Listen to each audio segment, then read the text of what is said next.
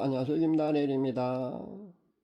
카스나 유튜브 같은 그런 SNS 공간을 보면은요, 수많은 선교사님들이 그 세계 각지 그러니까 오지나 빈민총 그리고 불교가 왕성한 국가, 심지어는 그 종교가 자유가 없는 그 위험 지역에까지 가서요, 순교를 각오하고 그렇게 열심히 선교 활동을 하고 있는 모습을 봅니다. 최근에 안타까운 소식 여러분도 잘 알고 계실 줄로 압니다. 은퇴한 노목사님 두 분이요, 위험지역에 가서 선교를 활동을 하시다가 그렇게 순교한 사연 말입니다.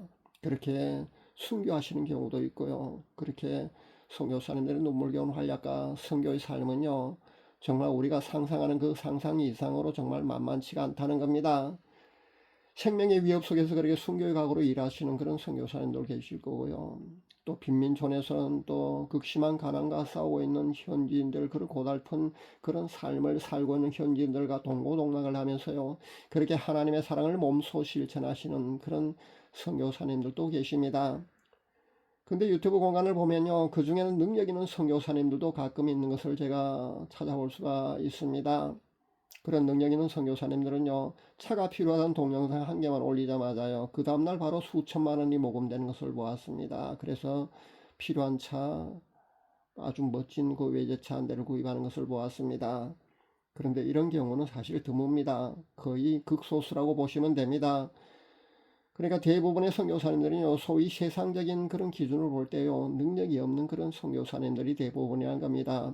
그들은요, 궁핍과 고난과 질병을 얻어서요, 그렇게 노시한 육신을 이끌고 그렇게 힘겹게 선교 사역을 하고 있는 그런 경우가 대다수라는 겁니다. 선교 사역의 육신의 병을 얻어서 병원 신세를 그렇게 수년간 지고 있는데, 그것도 서러운데 말입니다. 후원금도 끊겨버리고 치료비가 없어서 퇴원도 못하고 있는 그런 안타까운 사연도 제가 전하는 것을 제가 보았습니다. 그러나 선교사님들의 그 선교사역 말입니다. 그 선교사의 보상은요, 천국에서 수십 배, 수백 배로 보상되어진다는 사실을 아셔야 합니다. 그러니까 너무 힘들어하지 마시고요. 너무 아파하지 마시기 바랍니다. 이 땅에서 여러분이 그 선교사님들이 하는 수고와 그런 고통과 고난은요, 다 하나님이 갚아주실 것입니다. 보상해 주실 것입니다. 그러니까 힘내시기 바랍니다. 너무 힘들어하고 아파하는 그런 모습을 볼 때마다요, 저는 빚이라도 내어서 그들을 돕고 싶은 그런 생각이 들 때도 있습니다. 정말 안타깝지 않을 수 없습니다. 왜냐하면 저 역시요, 북한 선교를 준비하면서 그들의 선교사에게 남의 일이 아니라 바로 내 일처럼 그렇게 마음에 와닿기 때문입니다. 그래서 제가 그동안 어려운 형편의 선교사님들을 제가 몇 명 후원해 보기도 했습니다. 제가 선교사님들을 후원한다니까요, 제가 경제적으로 넉넉한 줄 아는 그런 분들이 상당히 많이 있는 줄 아는데요, 저는 그렇지 않습니다. 경제적으로 넉넉해서 선교 후원을 하는 것은 아닙니다. 저는 마이너스 통장을 사실 15년 이상이나 사용하고 있습니다. 그럼에도 불구하고 그분들의 이야기가요, 바로 제 일처럼 느껴졌기 때문에 그런 어려운 형편의 선교사님들을 그동안 몇 명 후원했다는 겁니다. 오늘은 그 중에 한 분에 관한 이야기를 여러분에게 소개할까 합니다. 그러니까 그 중에 한 분 선교사님에 관한 이야기입니다. 제가 이분을 아마 7년 가까이, 그러니까 6, 7년 정도를 아마 정기적으로 월 일정액을 아마 후원했던 것 같습니다. 그 외에도요, 예배당에 나가서 비가 샌다고 연락이 오면은요, 수리하는 비용도 전액 지불해 본 적이 있고요. 자식의 등록금이 없어서 대학 등록도 못하고 있다는 그런 안타까운 사연을 전할 때는요, 그 등록금도 제가 일부분 보내드린 적도 있습니다. 어떤 때는 마이너스 통장을 사용하면서도요, 제게 도움을 요청한 경우는요, 차마 거절할 수 없어갖고 말입니다. 그럴 때는, 나는, 마이너스 통장을 비록 사용하고 있지만은요, 그 빚을 갚을 능력이라도 되니까 하는 그런 생각에 제가 송금을 하기도 했습니다. 그렇게 후원을 하다가 후원을 어느 날 중단하게 되었습니다. 그런데 그 SNS 공간을 보면은요, 이런 경우도 있습니다. 그러니까 그 신실하게 하나님의 사역, 그러니까 선교 사역을 감당하는 선교사님들도 많이 계십니다. 그런데 그렇지 않은 사기로 선교 사역을 하는 그런 사람도 있다는 겁니다. 그 사연을 제가 한 가지 소개해 드리겠습니다. SNS상에 말입니다. 오지에 가서 그 원주민들과 사진 몇 장 찍어서 올리고요. 그렇게 자신은 선교 활동을 하고 있노라 그렇게 자랑스럽게 올리고 말입니다. 국내에 들어와서요. 각 교회를 돌아다니면서 선교 보고를 하고요. 그렇게 선교 후원금을 거두어가는 그렇게 대놓고 예수님을 팔아서 장사하는 선교 사기꾼도 저는 보았습니다. 제가 이런 사람을 한 명 본 적이 있는데 이분은요 남자가 아니고 여자입니다. 자매인데요. 제가 이 자매를 제가 영문배를 본 적이 있습니다. 제가 보고 싶어서 본 게 아니고요. 제가 그 SNS 공간을 보는 순간 바로 영문배를 되었습니다. 근데 그 자매는요 흙탕물로 보였습니다. 제가 흙탕물로 보인다고 댓글을 다니까요. 그 자매가 바로 절 SNS상에서 바로 차단해 버렸습니다. 그렇게 차단해 버리고요. 다른 계정으로 또 활동을 하던 것을 보았습니다. 나중에 또 찾아냈는데요. 또 다른 계정으로 또 왕성하게 또 그렇게 사기치고 다니는 것을 보았습니다. 후일담을 들었는데요. 이 자매는 나중에 보니까 말입니다. 북한에서 탈북해서 현재 우리나라에서 지하 개척교회를 어렵게 하고 있는 전도사님 한 분한테 말입니다. 그렇게 어렵게 살고 있는 전도사님 한 분한테 찾아가서요. 생활비 전액을 받아서 간 적도 있다고 제가 들었습니다. 그 전도사님은요, 지하 개척교에서 또 그 숙식을 제공받으면서 말입니다. 몇 달 동안 그렇게 생활하다가 그렇게 각 교회를 돌아다니면서 선교 후원금을 거두어서요, 출국했다는 그런 이야기 말입니다. 근데 문제는요, 출국에서는요, 오히려 이 탈북 전도사님의 험담을 하더라는 그런 이야기가 떠도는 것을 보고요, 정말 저는 허탈했습니다. 그러니까 이런 경우도 있다는 겁니다. 수많은 그 선교사님들이요, 정말 진실되게 하나님의 선교 사역 맡겨진 그 사명을 다 감당하는 그런 선교사님들이 상당히 많이 있지만요, 가끔은 이런 사기꾼 선교 사역을 하는 사람도 있다는 것을 여러분 아시기 바랍니다. 그러나 여러분 정말 진실하게 말입니다. 선교 사역을 감당하는 그런 선교사님들이 훨씬 더 많다고 여러분 보시면 됩니다.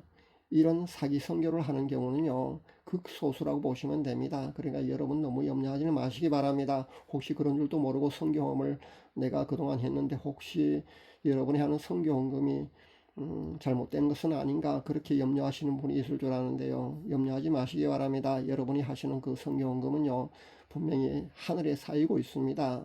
그러니까 너무 염려할 필요는 없습니다. 제가 그렇게 그 후원을 1년 이상 중단하고 있었습니다. 그 6, 7년 그 선교 후원금을 보냈다는 그 선교사님 말입니다. 그렇게 1년 이상을 선교 후원금을 중단하고 있다가요, 제가 다시 후원을 하게 된 그 비하인드 스토리를 여러분에게 이렇게 소개해 드릴까 합니다. 그 비하인드 스토리는요, 이렇습니다. 제가 어느 날 깊은 묵상 중에 한 장면을 보았습니다. 그 선교사님이요, 제가 있는 곳으로 찾아왔습니다. 그리고는요, 제게 이런 요청을 했습니다. 1인용 낚시보트가 있는데요, 1인용 낚시보트 한 척을 제게 구입해 달라고 그런 요청을 해왔습니다. 비용은 10만 원이라고 그렇게 직접 언급하면서 말입니다. 그런데 사실 저는 그런 작은 낚시보트가 필요가 없기 때문에 망설였습니다. 그래서 선뜻 대답을 하지 않았습니다. 근데 여러분, 이 장면은 말입니다. 금방 아마 여러분도 해석할 수 있을 줄 압니다. 이 장면은요, 예전처럼 선교 후원금을 보내달라는 그런 뜻입니다. 뭐 깊이 생각할 필요 없습니다. 바로 해석이 아마 되어집니다. 이것이 말입니다. 제가 이 선교사님이 후원금이 절실해서 하나님께 간절히 기도해서 하나님이 제게 이 장면을 보여주셨는지 아닌지는 사실 정확히 알 수는 없습니다. 그러나 어쨌든 간에요. 제가 이 장면을 이렇게 보고 난 후에 다시 그 선교사님한테 후원금을 보내게 되었다는 겁니다. 안 그래도 다른 선교사님을 제가 후원할까 그런 생각을 하면서요. 여기저기 알아보고 있었거든요. 그렇게 정기적으로 어떤 선교사님을 후원하기로 그렇게 작정하고 있던 터라 그렇게 예전에 하던 그 선교사님한테 다시 정기 후원을 다시 제기했다는 겁니다. 제 간증이 참 평범하고 수위가 낮은 편에 속한다는 것을 제 자신이 잘 압니다. 여러분도 아마 그렇게 느끼실 겁니다. 왜냐하면요, 요즘 보면은 입신해서 천국과 지옥을 다녀오고 뭐 예수님과 직접 대화하는 그런 분들도 상당히 많지 않습니까? 그리고 직접 삼층천 하나님이 계신 곳에 하나님을 독대하고 하나님으로부터 내가 사랑하는 자녀라는 그런 칭찬까지 들었노란 자랑까지 하는 그런 대단한 경험까지 하는 분들도 얼마나 많습니까? 그런데 비하면은요, 제 간증은 아마 평범하고 수위가 참 낮은 편에 속할 겁니다. 그러나 제 이 소박하고 평범한 간증은요, 그냥 제 신앙적 삶의 일부분이라고 여러분 아시면 됩니다. 제가 평소 삶에서 우러나오는, 그러니까 이런 일들을 늘상 겪고 있다는 겁니다. 대단한 간증거리가 아니라 할지라도요, 이런 간증할 만한 일들이요, 상당히 많습니다. 그러니까 나라가 위급할 때는요, 기도해야 할 필요성이 있을 때 말입니다. 나라가 위급할 때는 하나님께서 몇 달 전에 미리 보여주십니다. 이번 대통령 탄핵 같은 경우 말입니다. 그렇게 제게 미리 보여주셔서요, 그렇게 기도하게 하십니다. 그리고 이렇게 소소합니다만은 이런 장면도요, 평범한 그 간증거리에 불과하지만요, 이런 장면도 보여주셔서요, 제가 성경 후원금을 재개하도록 그렇게 하시기도 한다는 겁니다. 중요한 것은요, 내 영혼이 하나님과 얼마나 그런 밀접한 관계 속에 거하고 있느냐 아니냐가 중요하거든요. 여러분도요, 자신의 영혼이 말입니다, 하나님과 밀접한 그런 관계 속에 거하고 있기만 하다면요, 비록 평범한 그런 체험이라 할지라도요, 하나님과 그런 밀접한 관계 속에서 우러나오는 그런 삶 속에서 살아가는 주님과 그런 동행하는 이런 체험들을 여러분도 하실 수 있다는 겁니다. 대단한 그런 굉장한 체험이 아니라서 아마 여러분 실망하신 분들도 아마 들어 계실 줄 아는데요. 그럴 수밖에 없는 것이 워낙 제가 그 수위가 높은 그런 고차원적인 그런 영적 체험 감정이 사실 홍수처럼 쏟아져 나오는 그런 세상에 우리가 살고 있지 않습니까?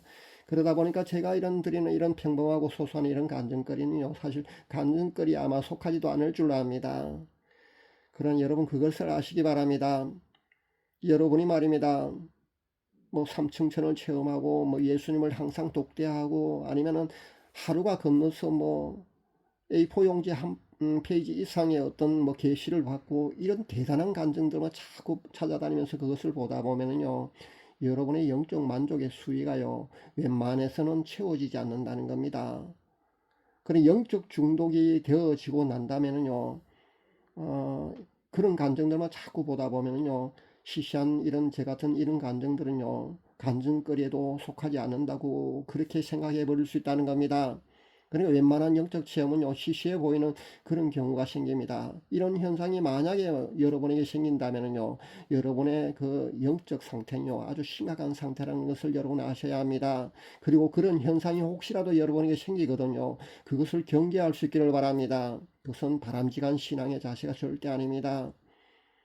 예를 든다면요, 여러분이 어떤 질병을 위해서 약을 먹게 되는데요, 그 약을 수년간 복용하게 되면, 자꾸 복용하게 되면 내성이 생기지 않습니까? 그렇다면요, 내성 때문에 말입니다, 점점 더 수위가 높은 약을 처방받아서 복용을 해야만이 그 약의 효과가 있지 않습니까? 마찬가지입니다. 여러분의 영적 만족의 수위도요, 자꾸 여러분이요, 대단한 그런 영적 체험한 그런 간증들만 찾아다니면서 그런 간증들만 접하다 보면은요, 여러분의 영적 만족의 수위가 웬만해서는 채워지지 않을 겁니다. 그것도 일종의 영적인 병에 속합니다. 여러분 이것을 경계할 수 있어야 합니다. 그런 의미에서요, 비록 평범하고 소소한 제 간증입니다만은 제 간증을 여러분에게 이렇게 소개해 드립니다. 감사합니다.